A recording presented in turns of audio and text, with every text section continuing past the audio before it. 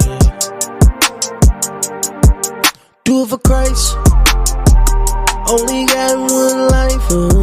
Got one shot at this, I gotta do it right. Yeah, I gotta do it right. Yeah, gotta do it right. Yeah. Do it for Christ. Only got one life. Got one shot at this, I gotta do it right. Yeah, I gotta do it right. Time to throw in the towel. I've been holding on this for a while. I'm moving on my own skin. Crocodile, yeah, I'm washed in the blood. Made new, can't tell who I was. Hello, welcome. Y'all know already what time it is. Yes. It is Wealthy Marriage Wednesday. It's on. This is that time we all been waiting for. I'm excited about today. It's going to be significant. Yes. I'm so glad y'all here. Hey, welcome. It's Wealthy Marriage Wednesday. Hey, we get to talk about everybody's favorite topic today. You know what it is? Y'all want to know what the topic is? Everybody loves. I don't care who you are. Math. We're going to talk about math. And is the math mathing? Is the math? The math is mathing today. Sometimes the math don't math. Today the math gon' math. That's right. So today we're going to be talking about long-term real estate math. It's an amazing topic because this is how you get your money. That's right. Get your money. So no longer do you have to be afraid of the numbers, because we're going to go through the numbers on what does real estate math look like long-term. It's like, how do you get this money? What is it? How do you calculate if you got a good deal? Like all this stuff like that. We're gonna go into the numbers today. I'm excited about it. Joy might fall asleep. If you see her fall asleep, don't you laugh at my wife. Don't you laugh at my wife fall asleep on stuff. You know, because I like to do the numbers. And He's so the number guy. And so I get to share it with you. I'm excited about it. And at the same time, we've had a really good week. We're gonna be shout out to Columbus, Ohio. We're gonna be in Columbus, Ohio this weekend. So we're going to be coming up there, Tri-State. We love y'all. We appreciate you. We're looking forward to spending some time up there. Also coming soon for all those who know, we will be in Dallas, Texas coming up this summer. We're going to be doing some real estate stuff there. Excited. I want you all to join us in Dallas for that. We're going to be at an amazing convention. We're going to invite you to come out as well. But this is Wealthy Marriage Wednesday, and it's time to run it up. So if you don't have your spouse right now, or if you don't have your partner, you want to text them, just go ahead and pull the text board out. Them, yell up back upstairs. Come on down. It's Wealthy Marriage Wednesday time. Now, you know, they're going to say, John, join on. Right. So come on, get them. Come on, join them. Come on, get them.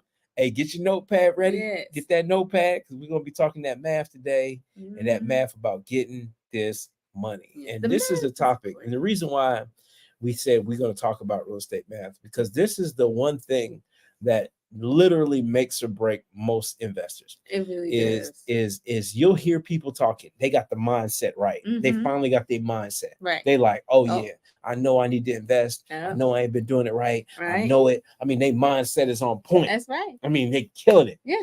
They've been building relationships. Yeah. I mean, they've been talking to people, going to meetings. I mean, they all in. They like, I'm about to do real estate. I'm about to blow up. Okay. And then it's like this one thing. Yeah. It's like numbers.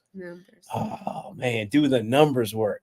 And that one thing is like understanding the different numbers and understanding that real estate is a numbers game. It really is. It takes relationships to get in, takes some knowledge to get in, but ultimately, whether you make money or not, it's gonna be a numbers game, and you're gonna need to know your numbers. So now, don't go back to elementary school. Talk about I remember I gotta see it, man, and my mama whooped my tail, and I hate math. So now, just because you got a C in math in the third grade, and C- or a D because you was talking to your friend too much, and now all of a sudden now you think you bad at math, and math ain't for you. I just want to tell them, math is your friend. Math is your friend. Yes. And it's gonna be friendly today. Yeah. And the math is gonna math today. When you making money, the math start mathing real good. And so we're gonna be talking about long-term real estate math. Obviously, you know, we're talking about it from the perspective of two coaches. You have two coaches in the real estate game. And so we understand the numbers that you're gonna want to hear and know. and some of the numbers that have been confusing to you, because we talk to couples about this stuff regularly. And so you are going to need to know these numbers, and then we're going to demystify them as we go through. If you got any questions, put your questions in the chat. We'd be glad to answer any questions in detail today, because we're talking math today. And then also, if you got more detailed questions beyond this, you can text us 502-632-3005, and we would be glad to get with you individually. So here's the first number that you're going to want to know. Somebody put this in the chat. ROI. You feel me? ROI. Return on investment. Getting that money. ROI. We talking about real estate math. This is the first, best, and biggest and most specialist number that you gonna want to know is return on investment. And you know what return on investment is how I put something in and how much I get out. Man, that's good. Y'all blowing up the chat. I see you, Susie. I see you, Mark. I see you, Larry. Okay, this is what I'm talking about. We're talking about return on investment. These are numbers we need to know. And so we're talking about this right here. This is how you get those dollars. That's right. And so when you're talking about return on investment, it's an easy formula. And it's a formula that's the first thing you're going to want to think about. This is the formula to see how much money am I going to make. So it's two real numbers. You're going to take your profit over the cost of your investment and then multiply it by 100. That's going to give you your ROI. ROI is a percentage. It's like, if I put this in, am I going to get 10% back? Am I going to 15%, 20%? And so we need to think more about, this is one big thing. You want to think more about how much we're going to make and not about how much stuff costs, because somebody will say, and they say this all the time, that building, it costs way too much. It costs too much. They want $1.1 million for that building. And then you sitting there like, okay, well, is it a lot? And so we thinking about how much it costs. Well, it's not costing you anything. It's transferring money from your physical bank account into a brick bank account. And so it's literally just a funds transfer from your regular bank account into a brick bank account. That's it. And so your return on investment is how much more did you make once you transferred your money from the bank account to the bricks. And so not thinking about how much it costs, but thinking about how much you're going to make.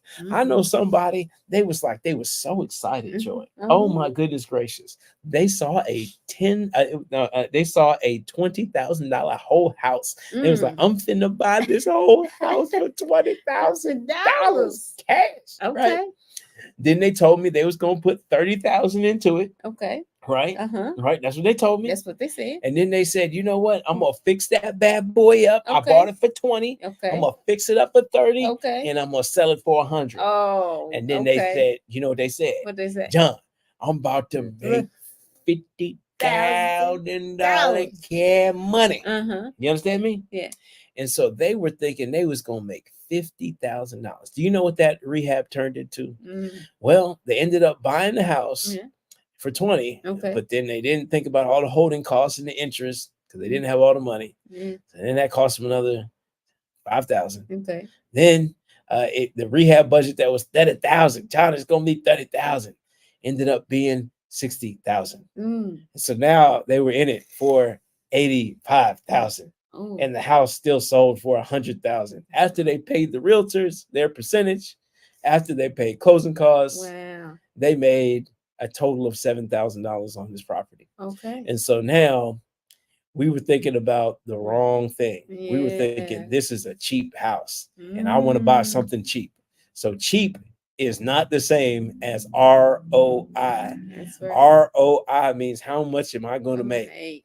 But then I saw another person who put a group of apartments under contract for $1 million. Yeah. And they weren't thinking about how much it cost. Do you think they had $1 million? No, they didn't have the $1 million. But you know what they did do? They put it under contract. Do you know that they sold that contract to another investor? Do you know how much they sold it for? A piece of paper. Do you know how much they sold it for? $100,000. And the other investor was elated to pay $1.1 million for these apartments. So they made $100,000 without any rehab, without any work. And so, but they weren't thinking about the cost. They were thinking about how much they were going to make. So you want to start off understanding that cheap does not equal ROI. Right. And also that you don't want to think about how much it costs. Only think about how much you're going to make. All right, here's a good term that you're going to want to learn is vacancy rate.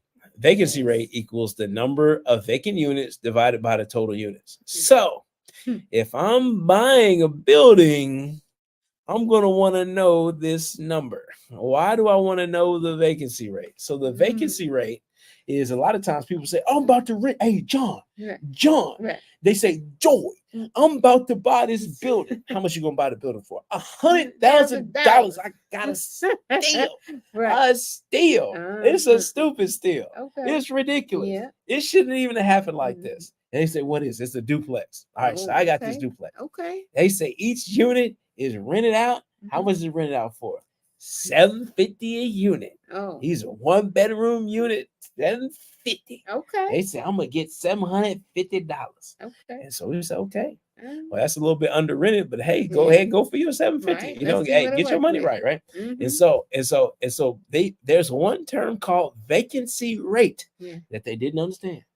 Talk about is that sometimes people leave apartments. They do. And if they do, then you have vacancies. That means you ain't making all the money you thought you was gonna make. That's right. And so the key to having a successful rental portfolio is to keep your properties full with great tenants. That's right. And so what they thought was gonna be $1,500 somehow quickly turned into $750. And $750 is not the same as $1,500. No. It's something, but it ain't the same. That's right. And so that's why you're going to want to know vacancy rate, so you know how much money you're really going to make versus how much money you think you're going to make. All right. This is good. This is good. Okay. Oh, we cooking out. Yeah. All right. Loan to value ratio. Okay. All right. All those who like OPM, just drop OPM in the chat. I'm putting OPM in the chat right now. I might put it in here 2 or 3 times. You're just gonna see OPM. We finished to blow up the chat with OPM. It's to be everywhere. OPM. Does anybody know what OPM stands for? No, you don't. You don't know. Yes, I do. I know. Other people's money. Other people's money. Other people's money is good. Yes. Because other people's money includes your money too. It does. It's like it's banks, it's investors, it's people who have pooled money together. They just can't have their money sitting there. Inflation will mess you up. That means that every single time your money sits there, it's not making money. It just goes down in value. So that means that if you have pension funds and you have Social Security, I mean, all these different things, retirement accounts, they have to go up in value or else you're actually losing money. So they need to invest that money. Who should they invest it in? Should they invest it in Apple? Should they invest it in Amazon? Who should they invest in? Why not invest it in you? That's the question. And so am I investable as a person? And so yes, you want to be investable. And so other people's money is wonderful because it helps us to become investable. It helps us to be able to be people who could be trusted with money to be able to bring a return. And that's where we want to be. So loan to value is going to help us with the bank to understand how much is the loan amount versus the property amount. We want, as an investor, for myself, we like to be at 80% or higher. Some people feel more comfortable at 75%, but you have to find your level of comfort. And then ultimately, if you don't have a lot of money, you might want 100% loan to value. Maybe that means you're going to have a slightly higher interest rate. But guess what? The higher loan to value means the more of other people's money you were able to use to be able to buy and purchase that property. So here we go. We have a question. And so here's the question. Is the vacancy rate predicted on the skill of the property manager / owner? And the answer to that is yes. And it's a good opportunity because some people are not very good at renting out properties. How often do we see someone who how often do we see somebody, Joy Mays, who bought a property with good intention, but they didn't know about landlord and they didn't have any coaching, they didn't have any mentoring, they didn't have any help. So they pulled a lease off of Google. They Googled lease. You know, I'm gonna Google a lease. Right. I'm gonna go on here. I'm just gonna, you know, don't be like me. Somebody gave me a bunch of cash, and I was like, yeah, you moving in. That's a fact. You know, they gave me 2 months rent, all cash. I was like, oh man, this is a game changer. You in here. And so they make a mistake like that. Yeah. And then all of a sudden now you got bad tenants in there. And so, or you're not fixing the properties up, or you don't have a system to be able to get maintenance requests in, or you don't have a system to be able to charge the appropriate amounts of rent, or you haven't been clear, you haven't had specific practices that you use, even that patience, and you haven't had boundaries or procedures. There are specific things that you're going to need to do as an effective owner of a building in order to have great procedures. Or you can hire a great property manager who is really good at that stuff too. That'll reduce your vacancy rate. So yes, can vacancy rate be changed? Absolutely. Do we highly recommend that you learn the things that can reduce your vacancy rate? Yeah, because guess what? That's good management. That's good business. So if somebody else is having a problem with some tenants or a problem with a building and you're able to take it over and to be able to make that building perform, you are going to add a lot of value and you are going to make a lot of money. All right, very good. So total operating expenses. Shut the front door. Are you telling me that, hold on. So I thought it was the rent minus the mortgage payment is how much money you make. No. There are some other things that are mixed up in there. What? That you have that to operate. Let me tell you. Hey, John. Hey, John. Hey, this place gonna rent out for $1,000 all day long, right? And the mortgage is just $600. I'm making $400 a month, whether I like it or not. Okay, well, let me ask you something. What if something breaks? What? What if something breaks? Well, what if you need a new heater? We ain't worried about that small stuff. Hey, so let's look at it. So operating expenses. There's gonna be some operating expenses. And see, one thing that we overlook sometimes is the fact that stuff costs some money. And it's not insurmountable, but you just got to be able to project for it. So you got operating expenses, we got property management fees, maintenance, taxes, insurance, utilities. Like sometimes you got some landscaping, got to pay a water bill sometimes, maybe you don't. You know, obviously great management is going to help us to be able to reduce some of those expenses. And the sum of all of these costs is really the sum of what it takes to maintain the property. Can I give you all a little bit of a long-term idea of how much you can kind of expect to make? I hate to be like that, but you know, many of us will go off the 50% rule. Is that realistically, you know, over time, you're probably going to make about 50% of what you're really going to be able to take and run with that money and go do whatever it is you want with about 50% of the rents. And then, so you take that 50% minus your mortgage payment, and that's probably about your true livable real life cash flow. Because there's just improvements that you need to make on the house. You know, there's vacancies. It's just stuff that happens. If you do better than that, you do better than that. Some of us do. I know we personally do, but you know, in general, that's generally a good rule of thumb if you want to stay on the safe side. All right. We're doing good, y'all. And you thought you was bad at math. You're not bad at math.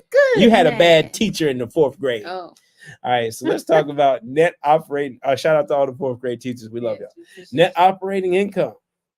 And so this is an easy formula, but it's a good formula. So it's your gross operating. So what's gross operating income? That's like your rent, or if you collecting some utilities, or if you're collecting some money for a laundry room, or if you're collecting for renting a shed or something like that. And however much your total dollar is minus your operating expenses equals your NOI. So if you ever hear anybody say NOI, they're not talking about like the total rents. They're talking about the rent minus your operating expenses. That doesn't include your mortgage payment. That's just your rent minus your operating expenses. Is called your NOI. You want to be able to have an NOI that makes sense so that you can consistently make some money out here. So NOI. So if you ever hear those letters, it was confusing for us. Yes, it was. It was like NOI, AIB. I don't know. It's too many letters. I don't know. Right. So NOI. And so this is a good number. All right, let's talk about the cap rate. Should we talk about cap rate? You know what I like about cap rate is a number that if you understand it, like if you're buying businesses, or if you're buying multifamily properties, they always talk about this number called cap rate. And they say, well, what's a good cap rate? Well, how much money you want to make, so it just depends on what type of building, if it's a commercial building, or if it is a residential set of apartments, or, these different things, they have different things called a cap rate. And so a cap rate, and we're just going to give you the definition of it, is the projected rate of return that is expected on a real estate invested property. And so when you say rate of return, it's kind of like if you say, I'm gonna put my money in the stock market and I get back 6%. Well, this is a similar number that's comparable. Then you would say, I'm gonna get back 8% in the stock market, or something like that. So usually used with commercial or multifamily, because this is really based on your annual net operating income, and it's just divided by the property purchase price. And that gives you your cap rate.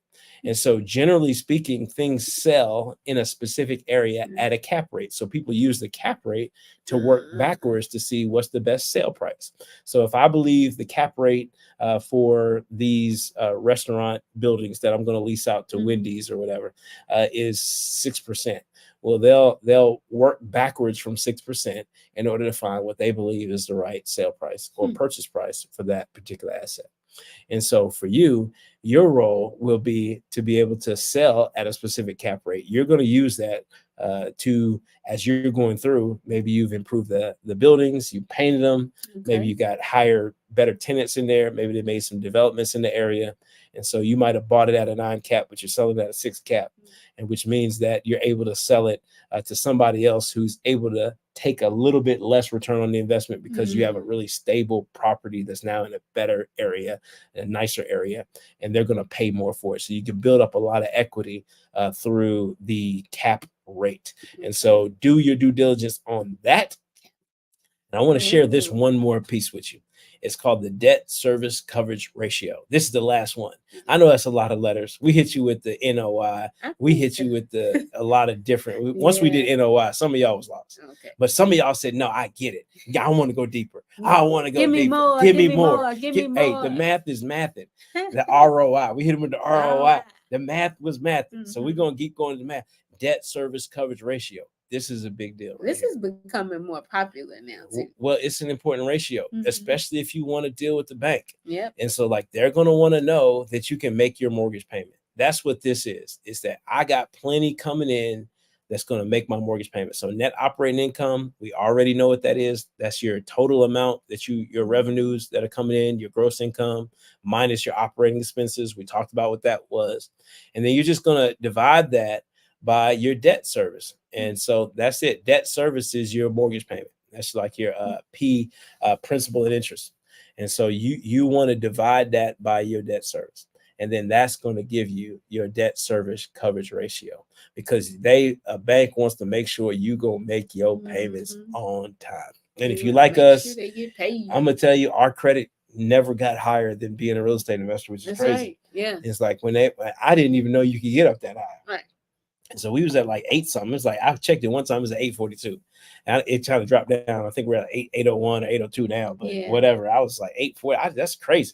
You can have great credit. It's possible. Yeah, man. That means people can trust you with money. That's right. Yeah. And so you want to be a person who's trusted with money. To do that, you want to make sure you have good deals, and your good deals are always going to be able to pay for that mortgage and all the expenses, and they're going to put some money into your pocket. Now, our question to everybody is like, who's got next? Yes. It's like, we went through a bunch of numbers, but we want you to get your numbers up. That's right. We want you to get your money up. Get it up, and we want you to get your assets up. And there's no better time than do it right now, especially if you're a person working a corporate job. Yeah. Like, because if you in that $100,000 a year range, you really need to be buying a bunch of assets. That's right. And let us help you to buy a bunch of assets for you and your family and your future. Yeah. It's going to help you to pay less taxes out of your W-2 check.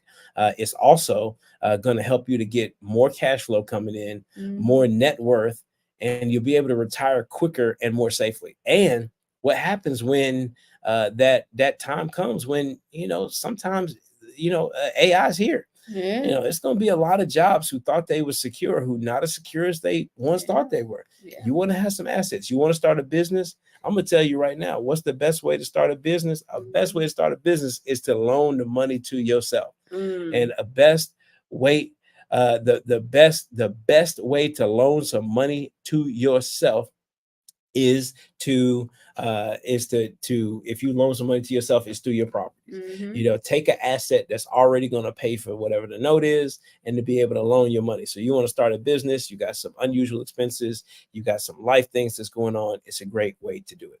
So I see Margaret is in here, has a question, and it says, is a cap rate specific to a it says, like, if I got a great deal on a house, I would not pass that same deal on. So if someone asked me my cap rate, it would not be applicable to them, correct? Well, that's correct. And so when you look at the cap rate, and I'll go back to that just so everybody can get a chance to see, and we could take that down. Thank you very much. And so we'll go back to that because I want you all to see this when it comes to cap rate. And so cap rate is the property purchase price, but there's two purchase prices. There's the price that you're going to pay, and then there's also the price that somebody else is going to pay when you sell it. That's right. And so the cap rate is going to be different for you when you buy it than when somebody else sells it, hopefully, because they're not buying and selling at the same rate, that they're going to be buying that house at a improved value, and that improved value is going to carry a different cap rate. And so we'll have to hit back on that at a different time, do some multifamily examples for you all. But if I'm gonna tell you, if you ever had math and you believe math was the thing, you know, holding you back, if you believe math was the thing holding you back, I want you all to come and text this number 502-632-3005. We'll walk through all the math together. We'll have a math finding section, you know, and we'll find the math that's going to help work for you and your numbers and your family. And you'll be glad that you did. And so we appreciate each of you. One thing we know is that the math gets better and better when you're doing it together. And so that's why we do it together. I hope you do the same thing too. Healthy relationships, healthy finances. We'll see y'all later. Many blessings to you.